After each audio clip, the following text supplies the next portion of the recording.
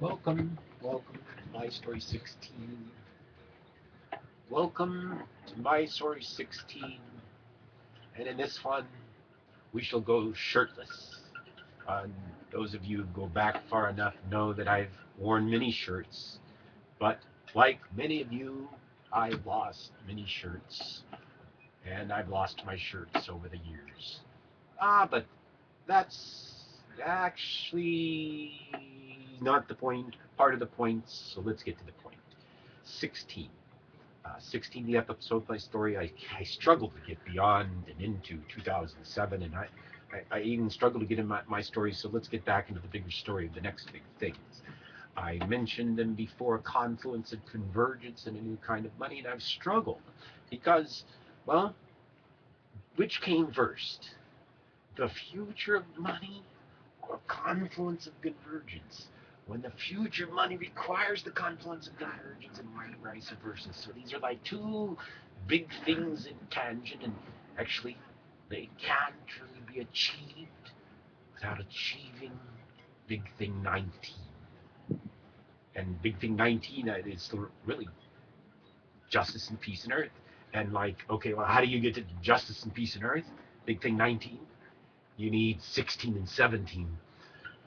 And I guess 17, okay, which is which? Okay, so we know from just parsing the numbers apart, we know that 1 was monopoly, and 6 was engine, 7 was the power and the light. And well, is 16 the future of money? Like the monopoly of an engine? Like the monopoly of power and light? And I'll let you guys decide that, because it really doesn't matter which is which. But right now, I've been talking about this confluence and convergence in a reality world where our entire universe becomes a movie.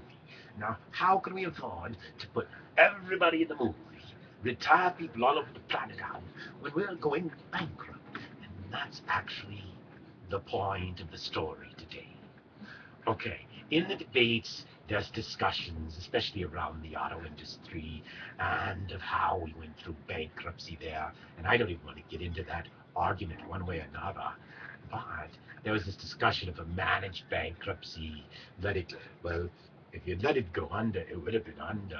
You have to agree to that. I think I heard somewhere in the debates, hey, let the private capital go do it with government guarantees. But that's the worst of both worlds. That says, let the fat cats get the profits and the government guarantee it if they screw it up. And that's not right. And, well, we aren't going to get there from there with government doing this kind of thing. So how do we get there from there?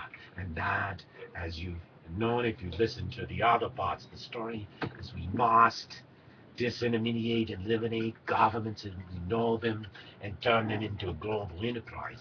Now, we've talked about the future of money, but it's also the future of how we manage our global assets together and how we merge our interests together. Instead of China and India and their interest and American interest, what if China and India and all the interests had a cut in the American interest, and we have a cut in their interest, and all of a sudden we have a mutual self-interest in global economic prosperity and growth. And there was a point in the speech last night where there was a discussion of putting capital into the Middle East. Absolutely. Put it in home everywhere across the world. But why not put massive amounts of capital into the Middle East to create peace? Bring back the tourism. In fact, see, that's part of the thing. Part of the plan of retire the Europeans, retire the Americans out with a restructured bankruptcy of the entire planet. You see, if you bottle out, actually, you could watch it crash. We could be in an October scenario here. You could see your markets crash easily. Your equity markets, your bond markets. You could wait for the crash before you buy yourself out. And ultimately, that may be what it takes you to do it. But ultimately, we're just dealing in the funny money. All it is if we bought and merged our interest at a premium, whatever you bond you have, whatever stock you have, we'll take it in, whether it's from a nation or an enterprise, and we'll convert it into stock, and the currency of, well, the new enterprise of the people of Earth, what I call to be the people of Earth.biz. Now, how do you do that? What is the value of these pieces of paper? Actually, what is the value of my blood in a napkin? Actually, that's just disgusting. It just happened to be my back is bleeding. That's why I have my shirt off. But the point is, and it's not from carrying the world on my shoulder like Atlas. Uh, I lost my words long ago. But anyway, so the point is this. Going back to the point. Okay, so how do you do a global managed restructuring of the world? Basically, it's a leveraged buyout of the entire planet, but you have to do it together. Now, in the scenario that I had, actually, it would be perfectly legal in my mind if we, well, let's call those Atlas Angels we described. Well, I announced that Fidelity go private. They were worth $1 billion. Hey, if we bought Fidelity, then Fidelity could go offer secret offers to J.P. Morgan and Goldman Sachs. And, well, while they got those secret offers, they could accept secret offers without telling the shareholders. They took a secret offer, and part of the offer was to become the investment banker for, well, for what? For the acquisition of the entire planet Earth. Now, what would be the fee on the acquisition of the entire planet Earth? It would be like humongous. So that's why we must buy out the investment bankers before we use them to buy out the world. And so what do they do? Well, this is a massive, complex transaction.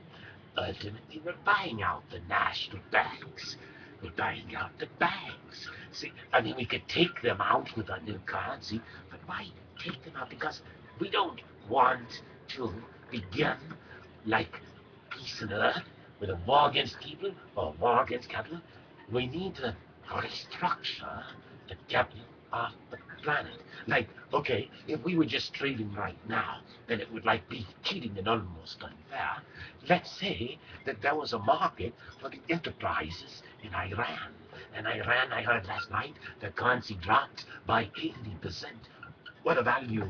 We could come in, give them double, and with the currency valuation and everything, we've got a huge discount in all those Iranian enterprises. And if all of a sudden we announce peace on earth and that everybody is going to say we're all working for the same side together, but with the value of our enterprise on earth, and that's the really interesting thing. And so, but you can't get there from there without getting there from that. Or how do you get to the point where you can achieve the peace of that? And that's where you must merge your interests. And with a common bank, and with a common equity structure, and with an enterprise structure, where we unleash enterprises, but in sort of a virtuous, larger enterprise of us.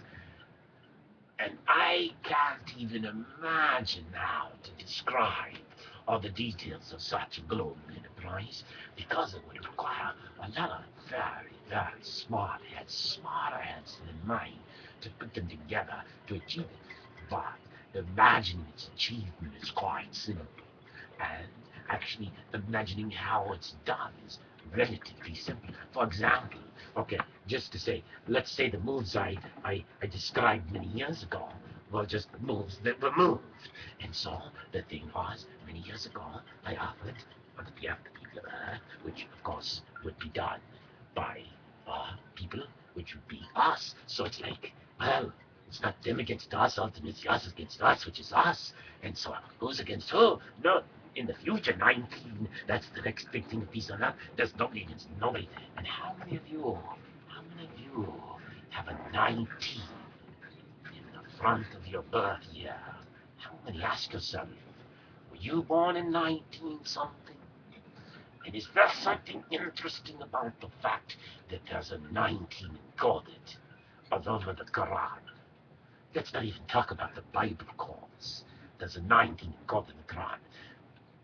Just food for thought. Anyway, here's the point. The point is this, we're building a new global bank, and we want assets. So imagine if all of the nations of Earth who had oil reserves said, okay, I'll bathe my oil reserves in for shares in this new future of Earth. Now, and also to back our bank. And imagine we decided to turn in. See, I offered to buy your oil all over off the planet years ago when it was like 60 a share. It's like we haunted a share for a long time. We pay a massive premium, 50%, whatever. Okay, buy it all, put it in the reserve, and then if the price of oil goes up, we make money. Okay, see, that's the whole plan. Because in an expansionary global economy, we are going to expand the value of everything.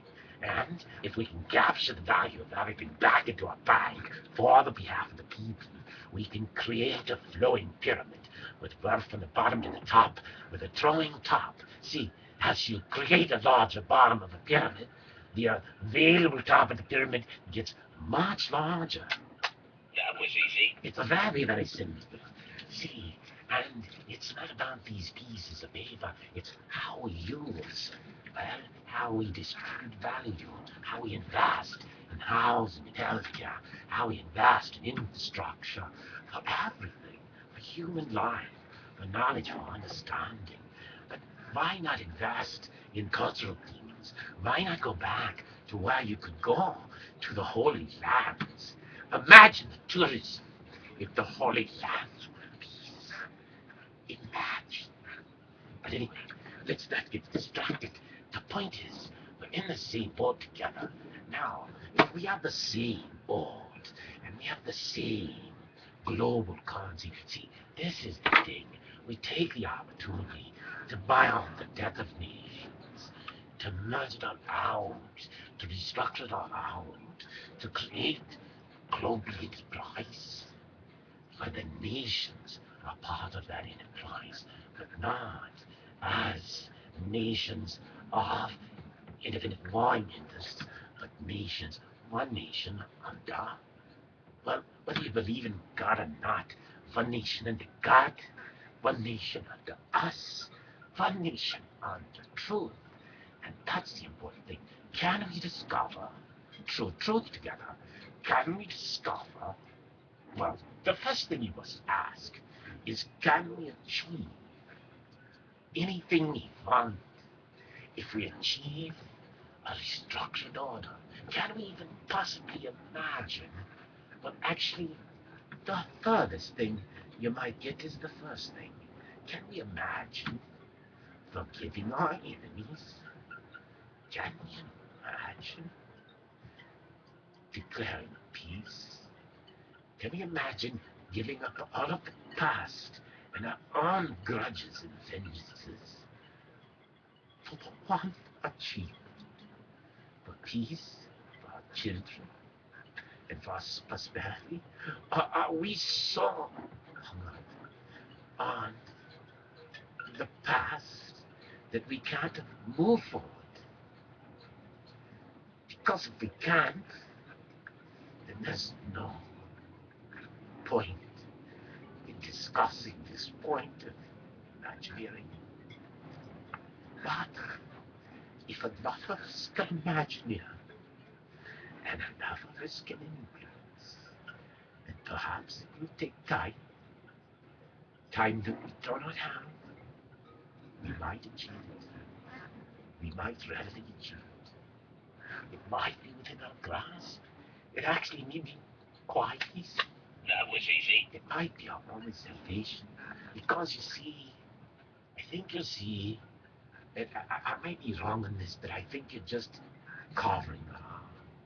Because once you start going into a death spiral financial thing, and you see your eyes towards the ground, and you think it's back up, and then you're in China, we're all in the same economy together. And you can't just move the button around and think that because you're moving your illusion around and something around the corner is going to get better, that it's going to get better. And it doesn't even matter, because it's a matter of, can it get really good? And you have no plan to make things bright beyond your wildest dreams. And I have described such a plan. And that plan needs 16, 17, and 19. The next 3 big things in history. That was easy.